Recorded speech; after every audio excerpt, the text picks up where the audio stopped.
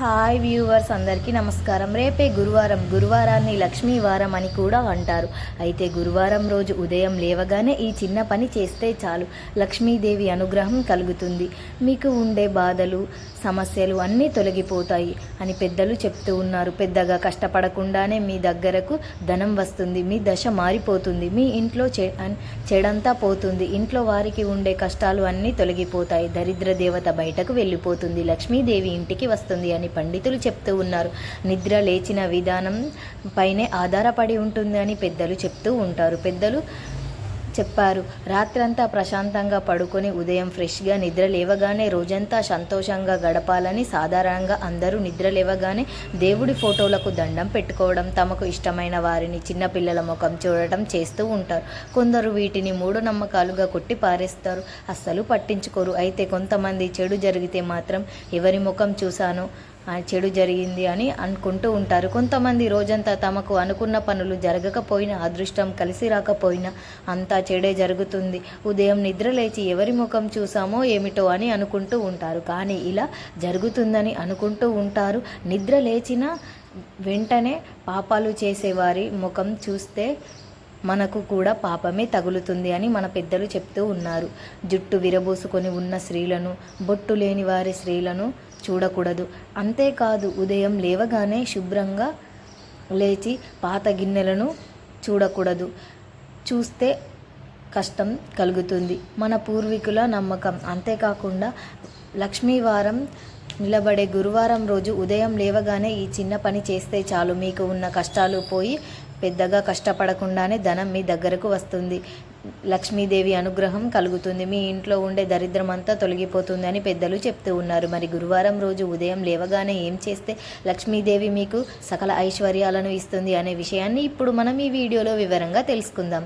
Friends, first అయితే ఈ వీడియోకి ఒక లైక్ కొట్టి అలాగే మన ఛానల్ని సబ్స్క్రైబ్ చేసుకొని మాకు సపోర్ట్ చేయండి. అంతకన్నా ముందు పరమాత్మ అనుగ్రహం కలగాలి అంటే ఎలా ఉండాలో తెలిపే ఒక పిట్ట కథను విందాం. ఒక ఎడారిలో ఒక చిన్న పిచ్చుక నివసిస్తూ ఉండేది. ఇక్కడ ఎటువంటి పచ్చదనం లేకపోవడం వలన ఆ పిచ్చుక మండే ఎండలో ఇసుకంతా రోజంతా ఉండేది. నారదుడు అలా పోతూ ఉండగా ఈ పిచ్చుకకు కనిపించి కష్టాలను చూసి చాలా జాలిపడ్డాడు. అప్పుడు నారదుడు ఓ పిచ్చుక దగ్గరికి వెళ్ళి, పిచ్చుక ఎంత ఎడారిలో కష్టపడుతూ ఉన్నావు, నీకేమైనా సహాయం చేయనా అని అడిగాడు. అప్పుడు ఆ చిన్న పిచ్చుకకు నారదుడికి నమస్కారం చేసుకొని, స్వామి, నా జీవితం ఎంతో ఆనందంగా ఉంది, కానీ ఈ ఎండ వేడి నేను భరించలేకపోతున్నాను. నాకు పాదాలకు రెండు ఏదైనా ఒక చెట్టు ఉండేలాగా చూడు, తట్టుకోలేకపోతున్నాను. హాయిగా ఉంటాను, సంతోషంగా ఉంటాను. ఇటువంటి ఎడారిలో చెట్టు మొలవడం సాధ్యం కాదు. నీ కోరిక తీర్చాలి అంటే నాకు తెలియడం లేదు. అయినా నేను పరమాత్మ దగ్గరకు వెళ్ళి నీ కోరిక చెప్తాను అని అంటాడు. అప్పుడు నారద మహర్షి విష్ణుమూర్తి దగ్గరకు వెళ్ళి, విష్ణువు వద్దకు వెళ్ళి నారదుడు ఈ పిట్టకు సహాయం చేయమని విష్ణువుకు ఈ పిచ్చుక విషయం తెలియజేశాడు. అప్పుడు విష్ణువు, నారద, నేను అక్కడ చెట్టును పెంచలేను, ఇలా చేయలేను, కానీ పిట్ట విధిరాతనైతే మార్చలేం కదా. నేను ఈ లిఖిత మార్చలేను, కానీ అక్కడ నుండి ఉపశమనం కోసం ఒక సహాయం చెప్పాను. అదేమిటి అంటే, ఒక కాలు పైకి ఎత్తి నడవమను ఆ పిచ్చుకకు చెప్పు, అంతే చాలు.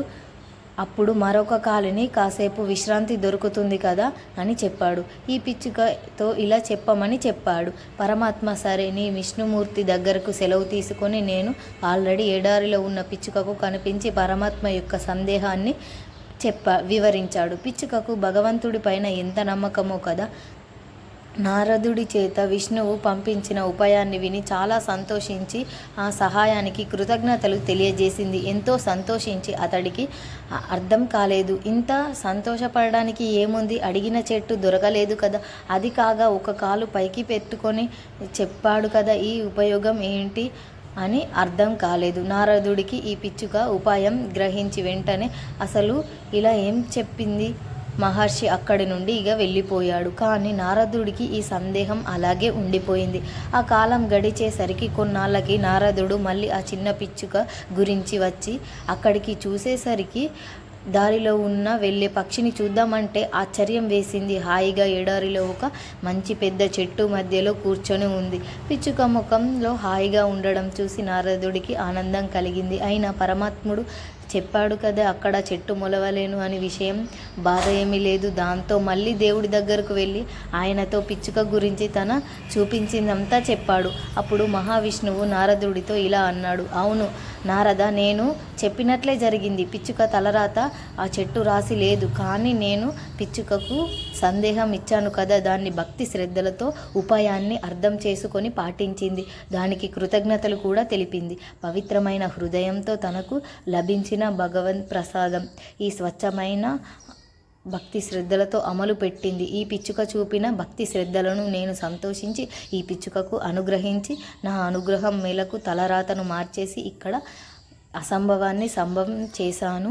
కాబట్టి ఆ భగవంతుడి నమ్మిన వారు ఎప్పుడూ కూడా నష్టపోరు. నిజమైన భక్తి ఉన్నవారు భగవంతుడు ఎప్పుడు ఏదో ఒక విధంగా సహాయం చేస్తూనే ఉంటాడు. ఇదంతా అర్థం కాని కొందరు మూర్ఖులు నశిస్తూ ఉంటారు. ఈ విషయాన్ని ఖండిస్తూ ఉంటారు. మరికొందరు వాదిస్తూ ఉంటారు. ముఖ్యంగా ఈ చిన్న వయసులో ఉన్న దేవుడిని నమ్మటం అంటే తప్పు చేసినట్లుగా కొందరు భావిస్తారు. ఈ ఒక మంచి అర్థమైతే ఈ కథ ఇది భక్తి శ్రద్ధలకు కృతజ్ఞత భావం విశ్వాసం వీటి పరమాత్మ అనుగ్రహం పుష్కలంగా లభిస్తుంది. ఎడారిలో ఉన్న పిచ్చుకని చెట్టు మొదలైంది. అయితే నీతి కథ ద్వారా గ్రహించాలి. ఇక వీడియోలోకి వస్తే గురువారం రోజు ఉదయం లేవగానే ఆడవారు ఖచ్చితంగా 2 పనులను చేయాలి.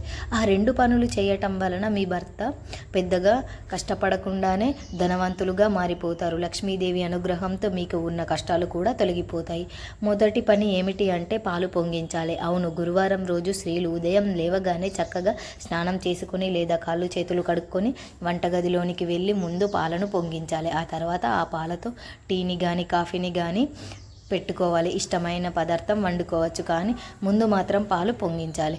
ఇది మొట్టమొదటి పని. ఇక రెండవ పని ఏమిటి అంటే గురువారం రోజు ఉదయం లేచిన వెంటనే వీలైనంత త్వరగా గోమూత్రాన్ని తెచ్చుకొని ఆ గోమూత్రంతో చిటికెడు పసుపు వేసి ఆ తర్వాత వీటిని ఇంటి గుమ్మం మెయిన్ డోరు గుమ్మంపై తలుపుల పైన చల్లండి. ఇప్పుడు గోమూత్రం బయట బాటిల్స్లో దొరుకుతూ ఉన్నాయి కదా, అది తెచ్చుకొని దాంట్లో కొంచెం పసుపు వేసుకొని ఆ తర్వాత ఆ నీటిని గుమ్మం పైన చల్లండి చాలు. ఇలా చల్లడం వలన గుమ్మం మీద గోమూత్రం చల్లడం వలన మంచి జరుగుతుంది. ఈ 2 పనులు ఇంట్లో లేచిన వెంటనే ప్రతి గురువారం రోజు చేస్తే తప్పకుండా లక్ష్మీ కటాక్షం కలుగుతుంది. ఎక్కువ కష్టపడకుండానే ధనవంతులుగా మారిపోతారు అని శాస్త్రాలు చెప్తూ ఉన్నాయి. కనుక మీరు కూడా గురువారం రోజు ఉదయం లేవగానే ఈ చిన్న పని చేసి లక్ష్మీదేవి అనుగ్రహంతో సకల ఐశ్వర్యాలను పొందండి. ఆనందంగా సంతోషంగా జీవించండి. అలాగే మా వీడియో మీకు నచ్చినట్లయితే లైక్ చేసి షేర్ చేయండి. అలాగే మా ఛానల్ని సబ్స్క్రైబ్ చేసుకోండి. మీ అందరికీ ధన్యవాదములు.